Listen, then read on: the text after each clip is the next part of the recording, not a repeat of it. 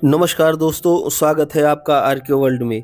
दोस्तों, आज हम लोग छपरा संग्रहालय में आए हुए हैं व्याख्यानमाला के लिए और यहाँ पर बहुत सारे विद्वानों के साथ व्याख्यान देने का सुअवसर मुझे भी मिला है। तो चलिए देखते हैं।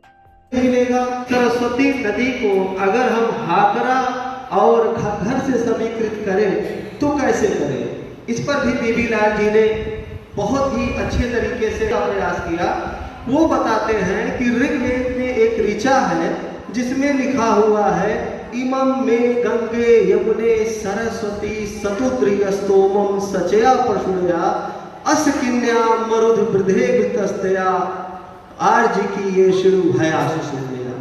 इस तरीके की बात ऋग्वेद से उठा करके बीबी लाल जी ने ढूंढने का प्रयास किया और के.एन. दीक्षित सर को मैं थैंक्स कहना चाहूँगा जिन्होंने रिमोट सेंसिंग सैटेलाइट के माध्यम से सूखी हुई सरस्वती नदी को ढूंढने का काम किया।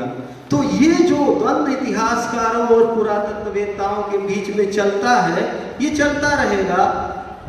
पूरा करता हूँ कि जब कभी भी साहित्य पुष्टि करेगा तो पुरातत्व के जानकार, पुरातत्व वैज्ञानिक उसको एक्सेप्ट अवश्य कर लेंगे।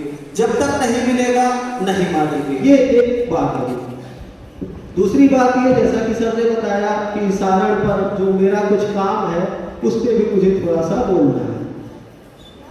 प्रिय विद्यार्थियों, जब जून 2019 में मैं जेपी विश्वविद्यालय के इतिहास विभाग में आया तो मैंने देखा कि यहाँ पर पुरातत्व के क्षेत्र में काम करने वाला कोई नहीं था।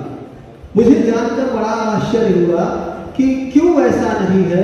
मैंने कोशिश किया जानने का तो पता चला कुछ कॉलेजों के शिक्षकों ने कोशिश किया था, तो वो डेटा मैंने देखा। फिर मुझे लगा कि जो मूल पुरातत्व है, अब ये मूल पुरातत्व क्या है, इस विषय में आलोक त्रिपाठी सर बताते हैं, आर्कियोलॉजिस्ट हैं, आर्कियोलॉजिकल सर्वे ऑफ इंडिया के बहुत जाने माने आर्कियोलॉजिस्ट हैं। वो कहते हैं कि पुरातत्व का मतलब सिर्फ पुरानी चीजों को उठा करके लाने से नहीं है।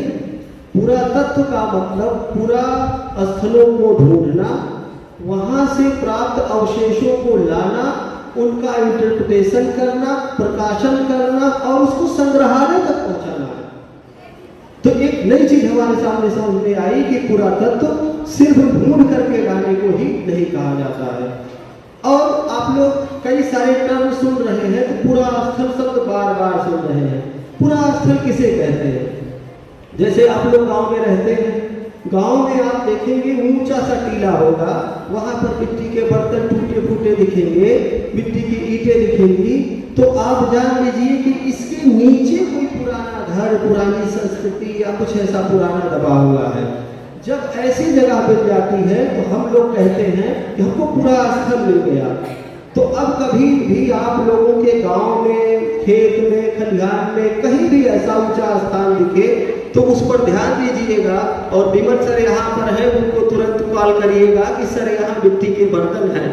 तो एक बात ये, फिर पुरावशेष किसे कहें? तो मानव द्वारा प्रयोग की गई जितनी वस्तुएं हैं वो सब पुरावशेष की श्रेणी में आती हैं। मुझे याद है 1972 का एक आर्कियोलॉजी के लिए अधिनियम आया, पुरावशेष एवं कलाकृति अधिनियम। उसके अंतर्गत बताया गया कि आज से 100 साल पहले तक की जितनी भी चीजें हैं सारी चीजें पुरातत्व का विषय है। तो आप लोग ये समझिए कि आज से 100 साल पहले की जो भी चीजें होंगी उनको हम पुरावशेष मानकर संरक्षित करेंगे। और अगर बहुत महत्वपूर्ण रहा तो यहाँ पर संपर्क करेंगे या ASI को संपर्क करेंगे। ये एक बात रही।